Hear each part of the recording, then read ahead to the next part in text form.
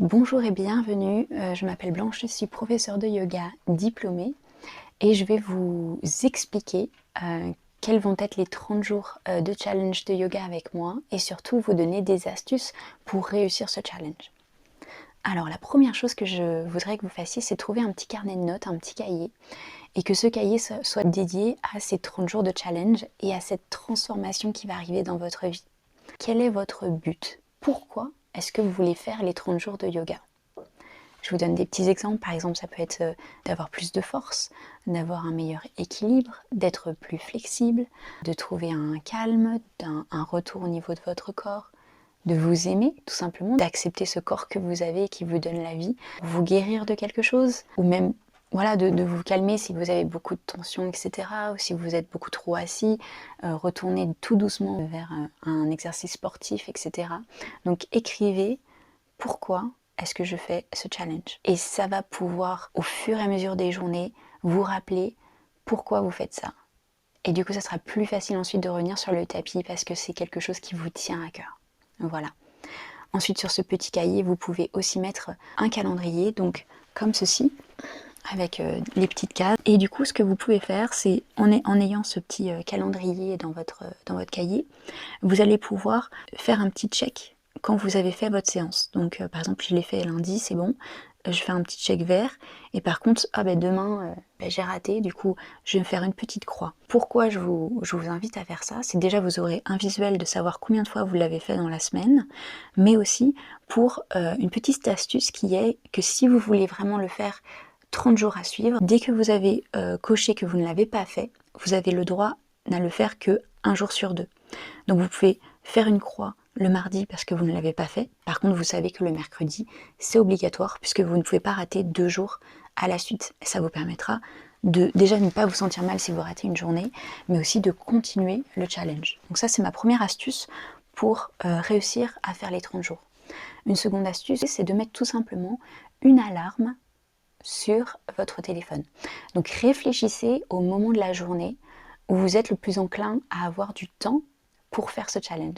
Donc par exemple 21h, vous avez mangé, il n'y a plus rien à faire, et il est trop tôt pour aller se coucher, bon ben là, je peux faire le yoga. Donc vous créez votre petite alarme, comme ça vous avez un rappel chaque jour. Après, c'est pas si simple. C'est parce que l'alarme s'allume que vous allez le faire. Une autre astuce que j'ai, c'est pour créer une nouvelle habitude, c'est de la mettre à côté d'une habitude que vous avez déjà. Vous vous lavez les dents à 22h, c'est une habitude. Ben vous dites, dès que j'ai fini de me laver les dents, je fais mes 30 minutes de yoga. Donc une habitude que vous avez déjà, vous ajoutez l'habitude du yoga derrière. Et comme ça, dès que vous ferez votre habitude de d'habitude, je me brosse les dents, hop, ça va vous rappeler, ah, faut que je fasse mon yoga.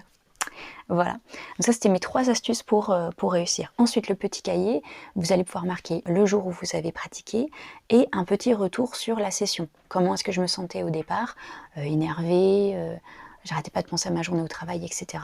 Et comment est-ce que je me sens à la fin de la session? Je me sens calme, plus réfléchie, etc. C'est très intéressant parce qu'au début vous allez avoir l'impression qu'il ne se passe rien, vous êtes toujours la même personne, vous avez toujours le même rapport au yoga et à votre corps. Et en réalité, dès que vous aurez passé les 1 semaine, 10 jours, vous allez pouvoir re-regarder votre cahier les premiers jours et vous rendre compte du changement qui est en train de se passer à l'intérieur de vous. Là, vous êtes seul face à ce challenge. Vous vous promettez quelque chose à vous-même, ce qui n'est pas forcément le plus simple.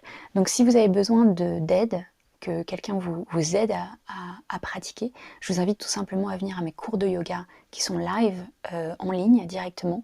Et comme ça, vous savez que tous les lundis, tous les mardis, je suis là avec vous, on se parle et on fait notre session qui, elle, dure 1 heure, ce qui est beaucoup plus long que les cours de 10 à 30 minutes que je mets sur Internet. Donc pour ça, regardez simplement le lien dans la description de la vidéo. Ensuite, je voulais revenir sur les règles du yoga, tout simplement, parce que si vous êtes nouveau, vous ne savez pas forcément les règles de base du yoga. La première règle, c'est que quand vous êtes sur le tapis, vous oubliez toute idée de compétition, que ce soit avec les autres et avec vous-même. Ce n'est pas intéressant de regarder les autres et de vous dire « elle est plus flexible, il est plus fort » ou « j'ai fait mieux hier, je pourrais faire mieux, je pensais être meilleur ». Tout ça, ça ne nous intéresse pas. Il faut vraiment prendre l'habitude de ne pas penser de cette manière. À partir du moment où vous êtes sur le tapis et vous respirez, vous êtes déjà en train de faire du yoga. D'accord? Donc, oubliez tout ça. Vous êtes avec vous-même, vous faites ça pour vous. C'est c'est vraiment pas intéressant. C'est pas du tout le but du yoga, cette compétition. Une autre chose importante pour le yoga, c'est qu'en yoga, on n'accepte pas la douleur. Donc si vous ressentez une douleur pendant un étirement, etc., vous arrêtez tout de suite et vous réfléchissez à comment faire la posture. De toute façon, je vais vous l'expliquer, pour ne pas ressentir de douleur. Donc je veux que ça soit clair entre nous.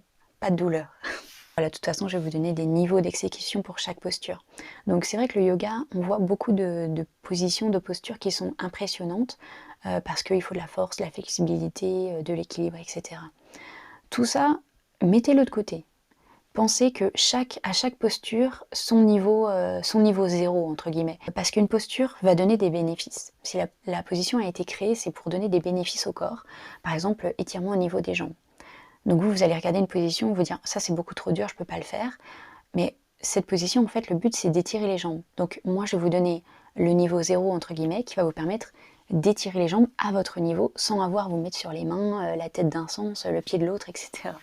Le yoga, tout ce qui est posture extrême, etc., on n'est pas de la gymnastique, ça ne nous intéresse pas non plus. Le yoga est très peu de choses en fait. Le yoga est très très simple. Si vous faites le challenge et que vous vous sentez seul, n'hésitez pas à utiliser le hashtag 30 jours avec Blanche. Comme ça, je pourrais regarder ce qui vous arrive, commenter, vous donner des astuces, etc. Donc les vidéos font entre 10 et 30 minutes. Donc il n'y aura pas de méditation à la fin, ce qui est le principe de base du yoga. Il faut toujours avoir ce Shavasana à la fin, que je fais pendant mes cours live, mais que là sur YouTube je ne ferai pas.